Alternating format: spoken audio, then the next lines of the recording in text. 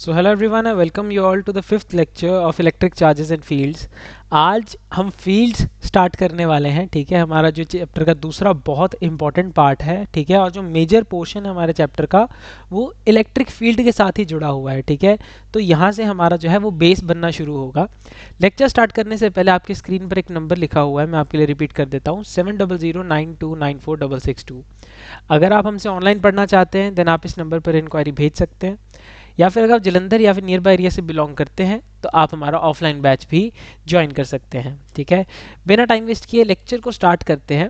भाई electric field से start करेंगे। हमने अब तक सारी की सारी जो हमारी बातें रखी वो चार्जेस के आसपास रखी। ठीक है, हमने अभी तक, हमारा ये फिफ्थ लेक्चर है, ठीक है, हमने अभी तक इलेक्ट्रिक फील्ड जैसा कोई शब्द नहीं यूज़ किया। क्यों? क्योंकि अभी तक हम सिर्फ चार्जेस में अपना बेस क्लियर कर रहे थे। चार्जेस के बाद हम आज एक नई चीज़ पर उतरे हैं, दैट इज इलेक्ट्रिक फील्ड। अब इलेक्ट्रिक फील्ड क्या होती है? मैं कहता हूँ आपके सामने मैंने एक चार्ज रखा। ठीक है, लेट्स से ये एक पॉजिटिव चार्ज है। हमें पता है कि चार्ज जो होता है, ठीक है, वो क्या कर सकता है। एक पॉजिटिव चार्ज जो है, इसके पास अगर कोई दूसरा पॉजिटिव चार्ज आएगा तो उसे रिपेल कर देगा। इसके पास एक कोई नेगेटिव चार्ज आएगा तो उसे अट्रैक्ट कर लेगा। बट सवाल आता है कि किस डिस्टेंस तक, ठीक है, किस डिस्टेंस तक ये चीज़ हो सकती है। जैसे आपने मैग्नेट देखा होगा, ठीक है, हम बचपन में सब ने चुंबक से खेला है यार। ठीक है, ठीक है, झूठ क्यों बोलना, सब ने चुंबक से खेला है। हम अलमारी पे चिपकाते थे।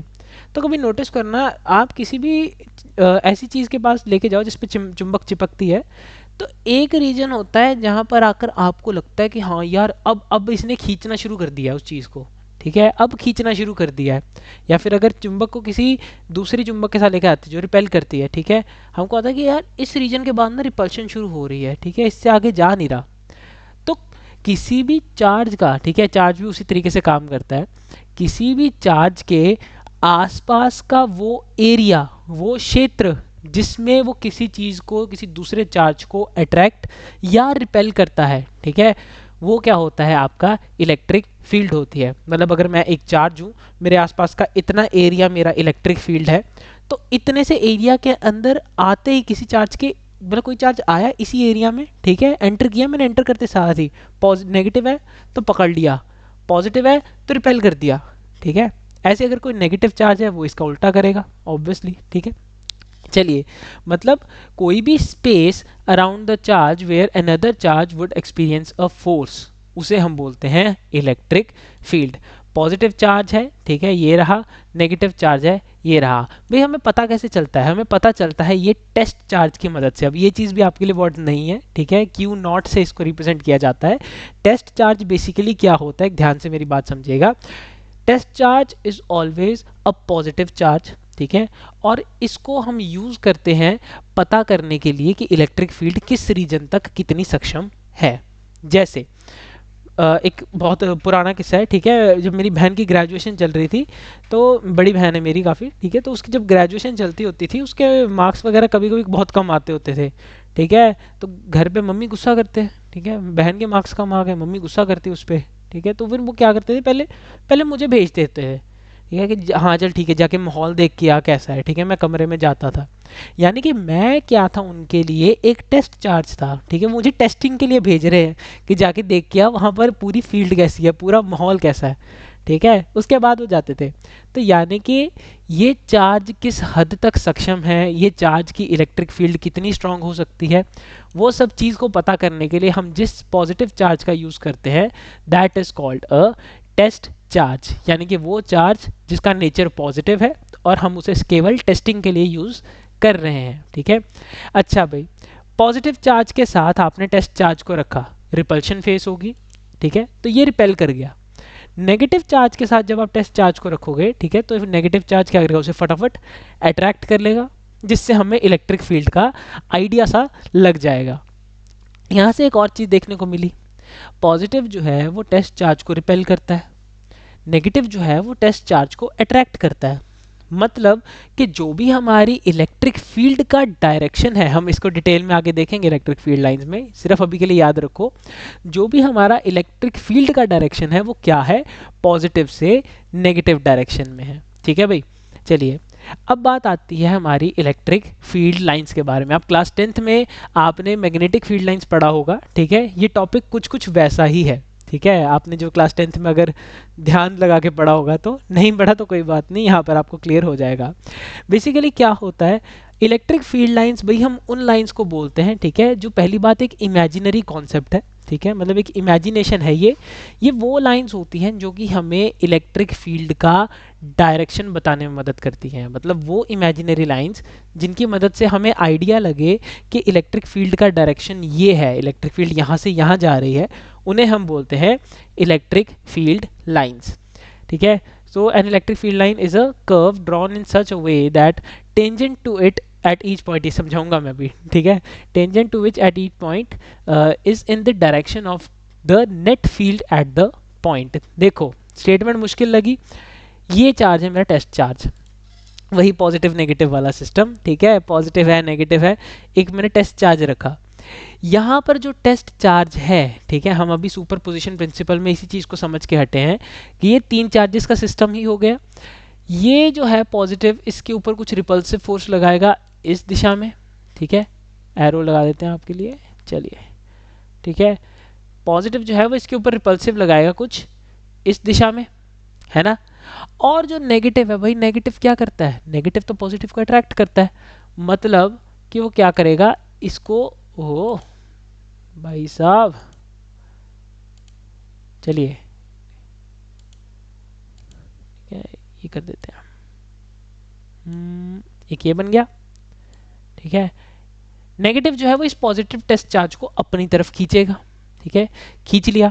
मतलब एक फोर्स तो लग रही है ऐसे रिपल्शन में, दूसरी फोर्स लग रही है इधर अट्रैक्शन में, तो इसका पाथ कैसा होगा, इधर की तरफ को नेट जाएगा इसका, है ना, इक्वल फोर्स इधर इक्वल फोर्स इधर, तो नेट रिजल्टेंट जो हमारा निकलेगा वो इस दिशा में निकलेगा।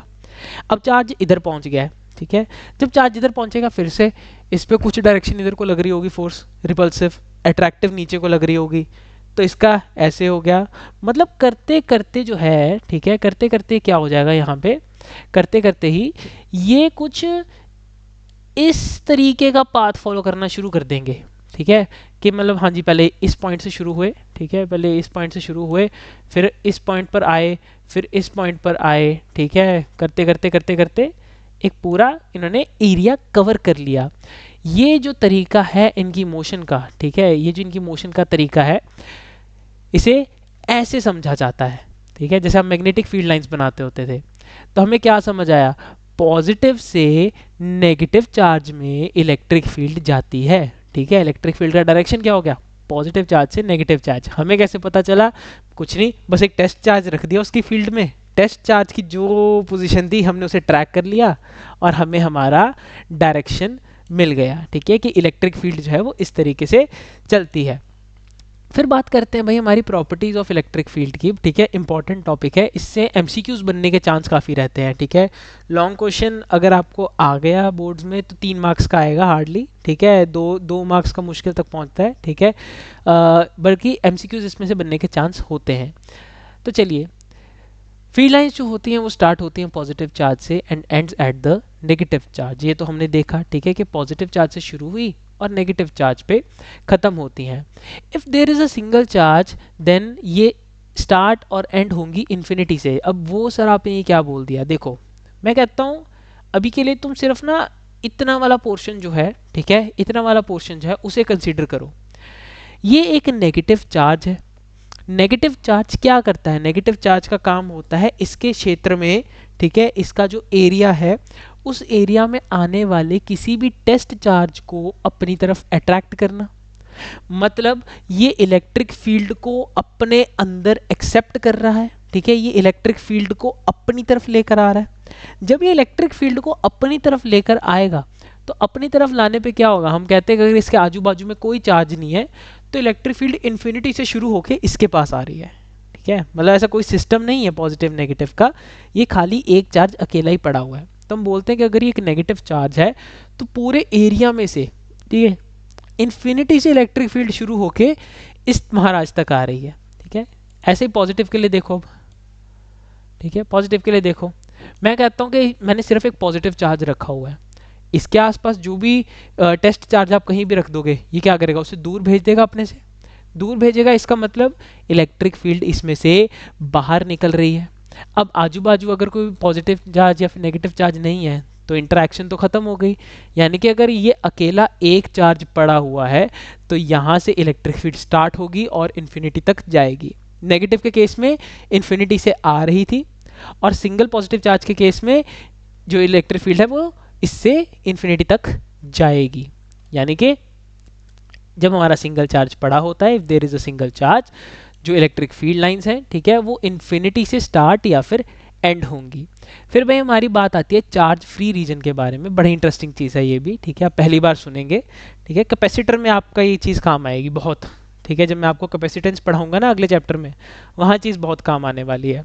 देखो, किसी भी चार्ज फ्री रीजन में जो इलेक्ट्रिक फील्ड लाइंस होती हैं, they can be taken to be continuous curves without any breaks. कैसे, मतलब ये आपके सामने एक चीज़ मैंने बना रखी है, ठीक है, आप इसे कैपेसिटर कंसीडर कीजिए, आप इसे कुछ भी कंसीडर कीजिए। ठीक है, कैपेसिटर बड़ी काम की चीज़ है, आपके पंखों में लगता होता है ये। ठीक है, तो मान लीजिए मैंने आपके सामने एक प्लेट ये रखी मेटल की, एक मेटल की प्लेट ये रखी, इसके ऊपर मैंने पूरा का पूरा भर दिया पॉजिटिव चार्ज। ठीक है, इसके ऊपर मैंने किसी तरीके से इंड्यूस कर दिया पूरा पॉजिटिव चार्ज, और इसके ऊपर इंड्यूस कर दिया पूरा नेगेटिव चार्ज। अब क्या होगा, इन दोनों प्लेट्स के बीच का रीजन देखो, ये जो बीच का रीजन है ये वाला, this we call as a charge free region. आपको इस पूरे रीजन में कहीं भी चार्ज नहीं दिख रहा होगा। ठीक है, हालांकि अगर इसके बीच में टेस्ट चार्ज रखो तो वो मूव करेगा, बट स्टिल कोई चार्ज नहीं है इस पूरे रीजन में। This is called a charge free region. अब इस चार्ज फ्री रीजन में क्या है, जो आपकी इलेक्ट्रिक फील्ड मूव करेगी वो कंटिन्यूस कर्व होते हैं बिना किसी ब्रेक के। ठीक है, तो वो इस तरीके से क्या करेगी, पॉजिटिव टू नेगेटिव मूव करती रहेंगी। अब इसके बाद ना एक चौथा पॉइंट है हमारा इक्विडिस्टेंट वाला। ठीक है, पहले वो डिस्कस कर लेते हैं। चलो, कि जो भी हमारी इक्विडिस्टेंट इलेक्ट्रिक फील्ड होती है, इक्विडिस्टेंट मतलब ये आपको इलेक्ट्रिक फील्ड लाइंस दिख रही होंगी यहाँ पे। ठीक है, इनके बीच में स्पेसिंग बराबर है। कहाँ गया एरो, ये देखिए। ठीक है, ये रहा एक, ठीक है, ये दो, ये तीन। ठीक है, मैं कहता हूँ जब ये तीनों की लेंथ बराबर होगी, ठीक है, मतलब एक दूसरे के बिल्कुल पैरेलल होंगे और इक्वल डिस्टेंसेस होंगी इनके बीच में, ठीक है, बिल्कुल इक्वल सेपरेशंस होंगी, तब हम उसे बोलते हैं एक इक्विडिस्टेंट इलेक्ट्रिक फील्ड।